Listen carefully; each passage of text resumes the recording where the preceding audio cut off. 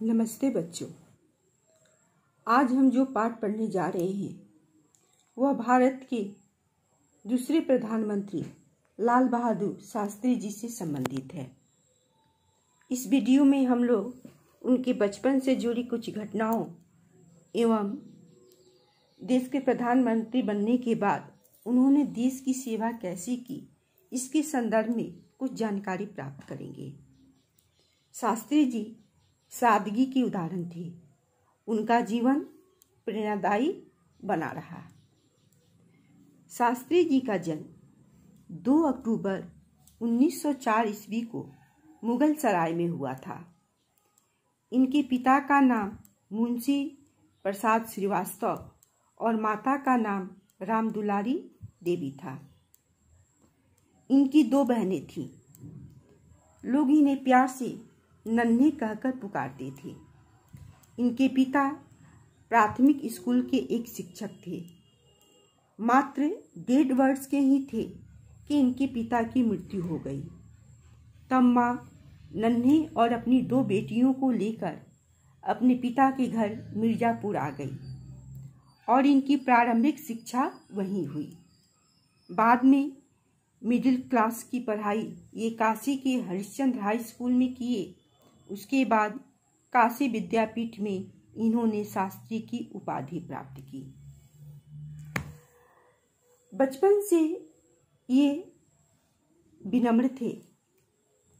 सादगी इनकी रग रग में थी। हालांकि बचपन इनका अभावों में गुजरा, क्योंकि छोटी अवस्था में ही पिता का साया इनके सिर से उठ गया। माँ बड़ी कठिनाई के साथ इनका पालन पोषण की। इनके बचपन से जुड़ी कुछ घटनाएं मैं आपके सामने सबसे पहले रखना चाहती हूँ। एक बार जब ये हरिश्चंद्र स्कूल में पढ़ते थे तो अपने शिक्षकों के पास गए और इन्होंने कहा कि मेरे नाम के आगे से वर्मा शब्द को हटा दिया जाए, क्योंकि शुरू में ये लाल बहादुर वर्मा लिखा करते थे। क्योंकि सरनेम जो है वह जाति धर्म को बताता है और व्यक्ति अपने सरनेम से नहीं पहचाना जाता। उसकी पहचान तो उसके कर्मों से होती है। और उस तरह शिक्षकों ने इनके नाम के आगे से वर्मा शब्द हटा दिया और ये सिर्फ लाल बहादुर कहलाने लगे। इनका स्कूल 15 किलोमीटर दूर था। 15 किलोमीटर पैदल चलकर इन्हें स्कूल जाना पड़ता था। स्कूल गंगा के उस पार था। नाव से नदी को पार करना होता था। जब कभी पैसा नहीं होता था तो ये तैरकर नदी को पार करते थे और स्कूल जाते थे। इसी तरह जब ये 5-6 वर्ष के थे तो एक घटना घटी और इस घटना ने इनके जीवन को ही बदल डाला। ये अपने मित्रों के साथ स्कूल से लौट रहे थे। रास्ते में एक आम का बगीचा मिला। सभी बच्चे पीले पीले आमों को देखकर ललायत हो उठे उसे खाने के लिए और वे आम के पेड़ पर पत्थर मारने लगे। इनके मित्रों ने इनसे भी कहा, नन्हे तुम क्यों नहीं पत्थर मारते, तुम भी आम खा लो। लेकिन नन्हे के अंतःकरण ने इस बात को अनुमति नहीं दी। वे चोरी से आम तोड़ना पाप समझते थे। पर वहीं एक गुलाब का फूल भी था। आखिर बालमन ही था। मन जो था गुलाब के फूल पर अटक गया और चुपके से इन्होंने एक गुलाब का फूल तोड़ लिया। तभी बगीचा का माली वहां आ पहुंचा और फटकार बच्चों को लगाई।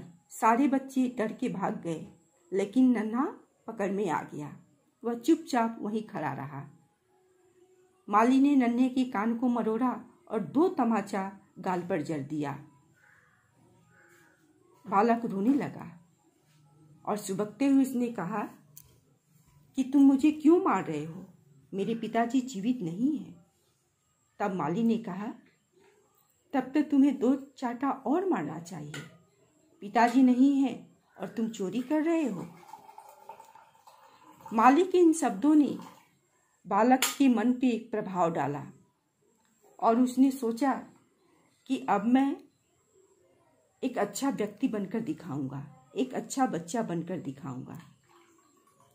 और वह बालक सिर्फ एक अच्छा बच्चा ही नहीं बना, बल्कि एक अच्छा इंसान ही बना। इतना अच्छा इंसान बना कि भारत माता को उस पर गर्व हुआ। वह बालक सादगी और ईमानदारी का प्रतीक बन गया और देश के प्रधानमंत्री के रूप में इन्होंने देश के मान और सम्मान को भी बढ़ाया। तो बचपन की इस घटना ने लाल बहादुर शास्त्री के जीवन को बदल दिया।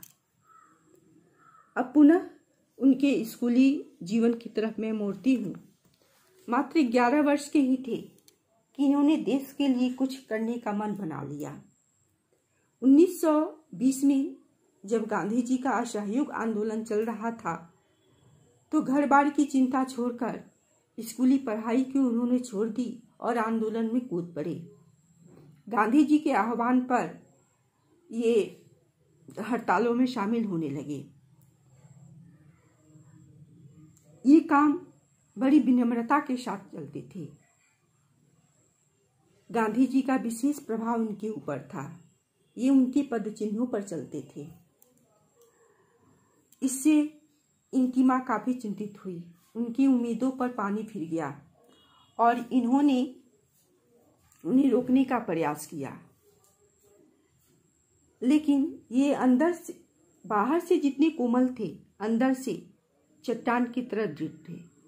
अतः घर वालों ने यह सोच लिया कि एक बार इसने जो मन बनाया है वह करके ही दिखाएगा, इसलिए रोक टोक करना छोड़ दिए।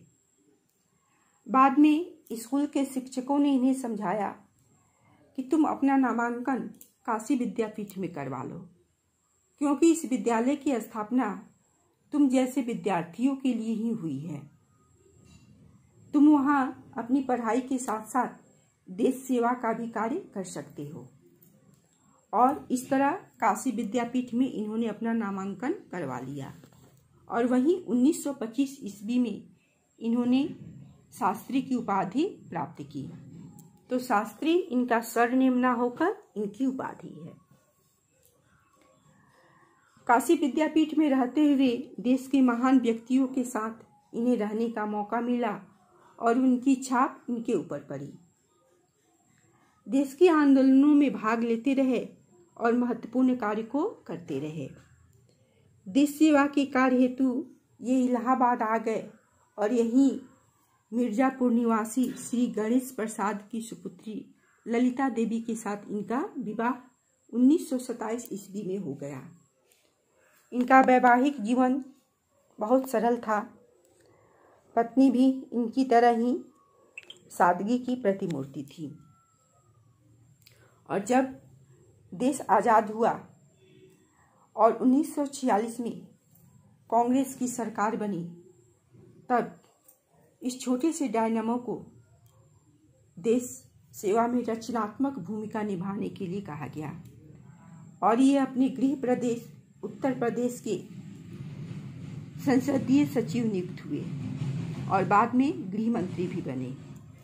1951 में ये दिल्ली आए और दिल्ली आने के बाद जवाहरलाल नेहरू की केंद्रीय मंत्रिमंडल में शामिल हो गए। फिर किन किन पदों को इन्होंने निभाया और प्रधानमंत्री बनने के बाद देश की सेवा इन्होंने कैसे की, यह वीडियो के अगले भाग में हम लोग जानेंगे। धन्यवाद।